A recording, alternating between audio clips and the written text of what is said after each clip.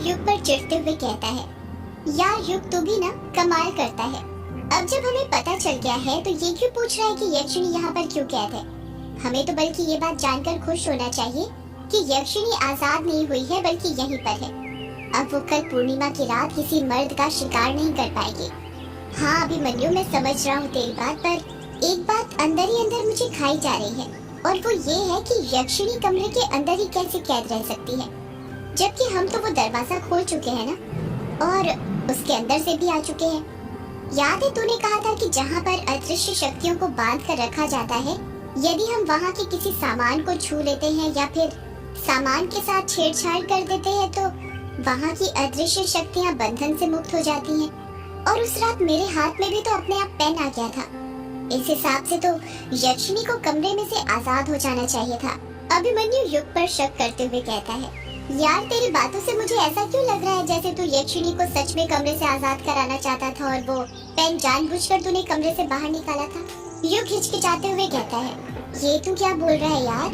सच में मुझे नहीं पता वो पेन कैसे मेरे हाथ में आ गया था। भला मैं यक्षिणी को आजाद करके क्या करूँगा? वो कौन सी मेरी रिश्तेदार लगती है? यार अगर यक्षिणी तेरी रिश्तेदार नहीं लगती तो दुखी क्यों हो रहा है? खुशी मनाना कि वो कमरे के अंदर ही कैद है, बाहर नहीं निकली। और अभी मैंने तेरे सामने डाउजिंग की मदद से उसका पता लगाया ना, और डाउजिंग विधि कभी गलत नहीं हो सकती, समझा? अभिमन्यु उबासी लेते हुए कहता है, देख मुझे ना अब बहुत नींद आ रही है, अब सोने जाने दे। पिछले 2 दिन से रोज रात को 4 बजे तक जगा रहा है मुझे। आज चैन की नींद सोऊंगा बिना किसी डर के। इतना कहकर अभिमन्यु नीचे हॉल में जाने लग जाता है, पर युग की नजरें अभी भी रूम नंबर 666 पर गड़ी हुई थी। उसकी समझ ही नहीं आ रहा था कि यदि उसने दरवाजा खोला था तो यक्षिणी बाहर क्यों नहीं निकली थी। एक तरफ युग और अभिमन्यु ने यक्षिणी का पता लगा लिया था, तो वहीं दूसरी तरफ अमोदिता किश्नोई नदी पर पहुंच गई थी। अमोदिता रोंकामुचा घाट पर खड़ी हुई थी। किश्नोई नदी धीमी रफ्तार के साथ बही जा रही थी। अमोदिता के सिवा रोंकामुचा घाट पर और कोई नहीं था, वो अकेले ही वहाँ पर खड़ी हुई थी।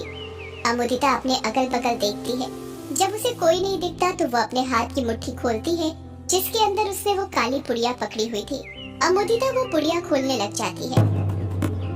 पुड़िया के अंदर की हल्दी की गांठ पूरी तरह पीली से लाल हो चुकी थी। उसी हल्दी की गांठ से काया का बाल लिपटा हुआ था।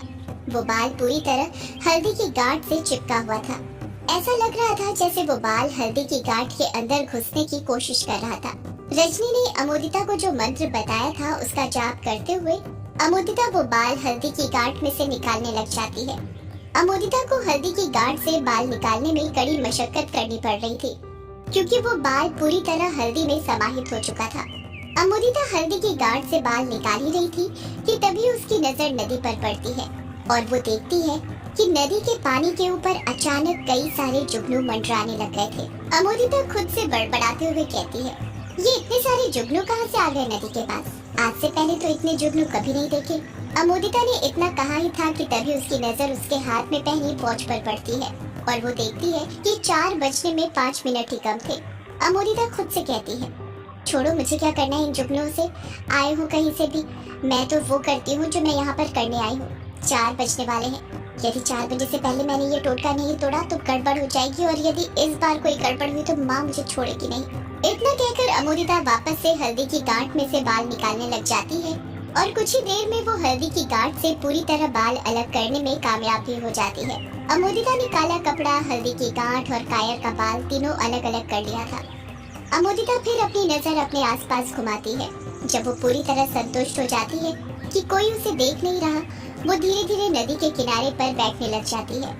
अमोदिता कपड़ा, हल्दी की गांठ और कायर का बाल एक हाथ में पकड़कर अपना हाथ नदी के ऊपर रखते हुए कहती है, ओम ह्रीम श्रीम ह्रीम वज्र कवचाय हुम पीताम्बरे तंत्र बधम नाशे नाशे। अमोदिता बार बार इसी मंत्र का जाप किए जा रही थी। जैसे जैसे वो मंत्र का जाप कर रही थी, वो जुगनू उसके हाथ के पास आकर मंडराने लग गए थे। ये सब देखकर अमोदिता काफी हैरान हो गई थी, पर मंत्र का जाप शुरू करने के कारण कुछ कर नहीं पा रही थी। अमोदिता 7 बार मंत्र का जाप करती है और वो तीनों चीजें नदी के अंदर प्रवाहित कर देती है। वो जैसे ही उन चीजों को नदी के अंदर डालती है, वो जुगनू अचानक से गायब हो जाते हैं। अमोदिता हैरानी के साथ कहती है, अरे वो जुगनू कहाँ पर चले गए? अभी तो यहीं पर थे। बड़े अजीब जुगनू है, जब मन करता है तब दिखते हैं, जब मन करता है गायब हो जाते हैं। इतना कहकर अमोदिता पीछे मुड़ती है। जब वो पीछे मुड़ती है तो और ज्यादा दंग हो जाती है। उसकी आंखें फटी की फटी रह जाती हैं। उसके पीछे काला कुत्ता खड़ा हुआ था। ये वही कुत्ता था जो उसे उसके घर के पास वाले चौराहे पर मिला था। वो कुत्ता अमोदिता को घूरे जा रहा था। अरे, ये कुत्ता यहाँ पर भी आ गया। ये तो मेरे पीछे ही पड़ गया।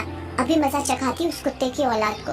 इतना कहकर अमोदिता नदी के पास ही पड़ा पत्थर उठाती है और उस कुत्ते की तरफ फेंक कर मार देती है।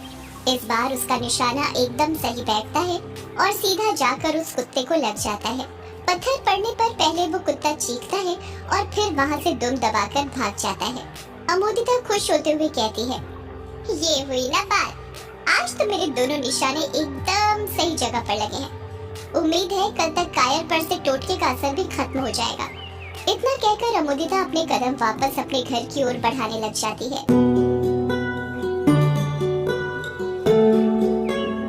सुबह हो गई थी और सुबह के 8 बज रहे थे। युग और अभिमन्यु अभी तक गहरी नींद में सो रहे थे। तभी कोई दरवाजे पर दस्तक देता है और जोर जोर से दरवाजा खटखटाने लग जाता है। दरवाजा खटखटाने की आवाज सुनकर युग और अभिमन्यु दोनों की नींद खुल जाती है। युग उबासी लेते हुए कहता है, यार ये सुबह सुबह कौन आ गया? पता नहीं यार कौन आया होगा। तो रुक, मैं देख कर आता हूँ। हाँ, देख कर आ। इतना कहकर अभिमन्यु अपनी जगह पर से उठता है और दरवाजे के पास जाने लग जाता है। जब वो दरवाजा खोलता है तो देखता है कि दरवाजे पर कछुआ खड़ा हुआ था। कछुआ बहुत ही शांत खड़ा हुआ था। आज तक अभिमन्यु ने उसे इतना शांत इससे पहले कभी नहीं देखा था। अभिमन्यु खुश होते हुए कहता है, अरे कछुआ तू आ गया, और बता तेरी दादी की तबीयत कैसी है? वो युग बता रहा था कि अचानक से खराब हो गई। यार मैं ना मिलने के आने की सोच ही रहा था, पर अभिमन्यु ने इतना ही कहा था कि तभी वो चुप हो जाता है। उसके चेहरे का रंग उड़ जाता है। कछुए के पीछे से बिंदु निकलती है जो कि बड़ी बड़ी आंखें करके अभिमन्यु को घूरती जा रही थी। अभिमन्यु हैरानी के साथ कहता है, बिंदु तुम और यहाँ पर? बिंदु कछुए के आगे आते हुए कहती है, हाँ मैं और यहाँ। पर तुम इतना हैरान क्यों हो रहे हो अभिमन्यु मुझे यहाँ देखकर? और ये बताओ कायर कहाँ है? कल से जब से कॉल कर रही हूँ एक बार बात नहीं कराई तुम लोगों ने मेरी उससे। वो ठीक तो है ना? तुम लोग मुझसे कुछ छुपा तो नहीं रहे? अभिमन्यु हकलाते हुए कहता है, वो बिंदु कायर ना। ये कायर क्या लगा कर रखा है? मैंने पूछा कायर कहाँ पर है, मुझे ये बताओ। वो अंदर ही है बिंदु। अभिमन्यु ने इतना कहा ही था कि बिंदु अभिमन्यु को साइड हटाते हुए ग्रेवयार्ड कोठी के अंदर घुस जाती है। अभिमन्यु कछुए के कान में कहता है, अबे कछुए, तू इस बिंदु को यहाँ पर लेकर क्यों आ गया? तुझे पता है ना कायर की हालत कैसी है? यदि उसने कायर के मुंह से अमोदिता का नाम सुन लिया तो कायर की लव स्टोरी का यहीं पर दी एंड हो जाएगा। कछुआ धीरे से कहता है, यार मैं तो ये बिंदु की दुकान पर चाय पीने गया था। इसने पूछा कि कायर कहाँ पर है, तो मैंने कहा वो तो वहीं पर होगा ग्रेवयार्ड कोठी में, उससे फोन पर बात कर लो। तो उसने मुझसे कुछ नहीं कहा, बस ये पूछा कि तुम कहाँ जा रहे हो। तो मैंने बता दिया कि ग्रेवयार्ड कोठी। तो वो भी मेरे पीछे साथ आ गई। मैंने मना करने की बहुत कोशिश की, पर तू तो जानता ही है बिंदु सुनती कहाँ है किसी की। अभिमन्यु चिढ़ते हुए कहता है, तेरी चाय के कारण अब पता नहीं यहाँ क्या क्या हंगामा होगा। जब बिंदु कोठी के अंदर घुसती है तो उसे वहीं पर युग दिखता है। वो युग से पूछती है, युग कायर कहाँ पर है? पहले तो युग भी बिंदु को वहाँ पर अचानक से देखकर घबरा जाता है, पर बड़ी ही हिम्मत करके कहता है, वो तो मेरे कमरे में है। इससे आगे युग कुछ कहता उससे पहले ही बिंदु अपना अगला सवाल युग पर दाग देती है, और तुम्हारा कमरा कहाँ पर है? युग कहता कुछ नहीं, बस अपने हाथ से सीढ़ियों की ओर इशारा कर देता है। बिंदु युग के कमरे की ओर जाने लग जाती है। युग, कछुआ और अभिमन्यु भी उसके पीछे पीछे जाने लग जाते हैं। जैसे जैसे बिंदु युग के कमरे की ओर अपने कदम बढ़ा रही थी, युग, अभिमन्यु और कछुए तीनों के दिल की धड़कन बढ़ती जा रही थी। उन्हें समझ नहीं आ रहा था कि यदि कायर ठीक नहीं हुआ होगा तो वो बिंदु को क्या जवाब देंगे, क्या बताएंगे कि कायर क्यों अमोदिता का नाम बड़बड़ाया जा रहा है। जब बिंदु युग के कमरे में पहुंचती है तो देखती है कि कायर अभी भी बेड पर सोया हुआ था।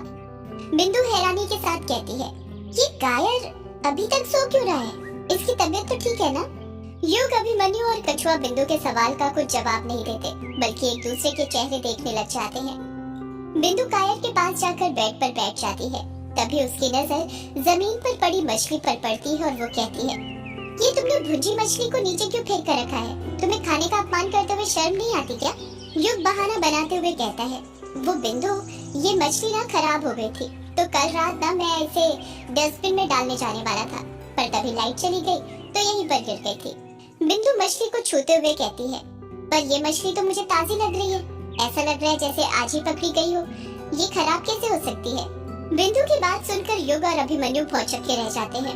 वो मन ही मन सोचने लग जाते हैं, ये कैसे हो सकता है, कल रात तो मछली सड़ने की बदबू आ रही थी, ये ताजी कैसे हो सकती है। युग और अभिमन्यु इस बात का पता लगा पाते उससे पहले ही कायर नींद में से उठने लग जाता है। कछुआ अपने हाथ से कायर की ओर इशारा करते हुए कहता है, वो देखो, लगता है कायर उठ रहा है। बिंदु कायर के माथे पर हाथ फेरने लग जाती है।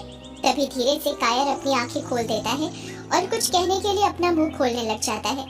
अभिमन्यु और युग मन ही मन ये दुआ कर रहे थे कि कायर अमोदिता का नाम न ले, वरना भांडा फूट जाएगा। कायर बिंदु की तरफ देखते हुए कहता है, अगर ये ख्वाब है तो मुझे ख्वाबों में ही रहने दो, अगर ये ख्वाब है तो मुझे ख्वाबों में ही रहने दो, मुझ करीब को तुम्हारी बाहों में ही रहने दो। मैं जिंदगी नहीं बिता सकता तुम्हारे बिना, मैं जिंदगी नहीं बिता सकता तुम्हारे बिना, तुम मुझे हमारी हसीन यादों में ही रहने दो। कछुआ कायर के मजे लेते हुए कहता है, बेटा ये तुम्हारा कोई मुशायरा नहीं चल रहा है, जरा आंखें अच्छे से खोलो, बिंदु देवी साक्षात यहाँ पर पधारी है, सिर्फ तुम्हारे लिए, समझे। जैसे ही कछुआ ये बात बोलता है, कायर को अपनी आंखों पर यकीन नहीं होता है। वो 2 से 3 बार अपनी आंखें मलता है। जब बिंदु उसे वहीं पर बैठी मिलती है तो वो फुर्ती के साथ उठकर बैठ जाता है और खुश होते हुए कहता है, बिंदु तुम यहाँ पर, और क्या ये कछुआ सच कह रहा है, तुम यहाँ पर मुझसे मिलने आई हो। बिंदु नाटक करते हुए बहाना बनाते हुए कहती है, तुम क्या पागल हो गए हो कायर, ये कछुआ तो कुछ भी बकबक करते रहता है, भला मैं तुमसे मिलने क्यों आऊंगी, मैं तो यहाँ पर युग से मिलने आई थी, इसे ये नाश्ता देने के लिए। इतना कहकर बिंदु कछुए की तरफ इशारा करती है। कछुआ अपने हाथ में पॉलीथीन पकड़ा हुआ था जिसमें बिंदु ने नाश्ता पैक किया था। कायर उदास होते हुए कहता है, अच्छा मुझे तो लगा। बिंदु बीच में ही कायर को टोकते हुए कहती है, तुम्हें क्या लगा, तुम्हें तो बहुत कुछ लगता है। और ये बताओ, कल युग और अभिमन्यु ने तुम्हें बताया होगा ना कि मेरा कॉल आया है, तो तुमने रिटर्न क्यों नहीं किया, तुम्हें पता भी है कितना सारा सामान लाना था हमें मार्केट से। कायर अपना सिर खुजाते हुए कहता है, कल तुमने मुझे कॉल किया था, पर कब, और ये युग और अभिमन्यु ने मुझे बताया क्यों नहीं। युग कायर को टोकते हुए कहता है, अबे कितना झूठ बोलता है, बताया तो था, भूल गया, कल तुझे लूज मोशन हो गए थे, बार बार तो वॉशरूम के अंदर बाहर हो रहा था, तब बताया था। कायर हैरानी के साथ कहता है, लूज मोशन हुआ था, और मुझे। अभिमन्यु युग का साथ देते हुए कहता है, हाँ तुझे लूज मोशन हुआ था ना, तुझे गोली भी खिलाई थी, चल अब हाँ बोल। कायर अभिमन्यु और युग की बातों में फंस जाता है और उसके मुंह से हाँ निकल जाता है। बिंदु उन लोगों को बीच में ही टोकते हुए कहती है, जो भी हुआ हो, मुझे क्या करना, मुझे युग से मिलना था तो मिल लिया, अब मैं जा रही हूँ, और हाँ कायर तुम जल्दी दुकान पर आ जाना। कायर खुश होते हुए कहता है, क्यों बिंदु, तुम्हें कुछ काम है क्या मुझसे। बिंदु मुंह बनाते हुए कहती है, मुझे तुमसे क्या काम होगा भला, तुम्हारे बच्चों को तुमसे काम है। क्या कहा, मेरे बच्चे?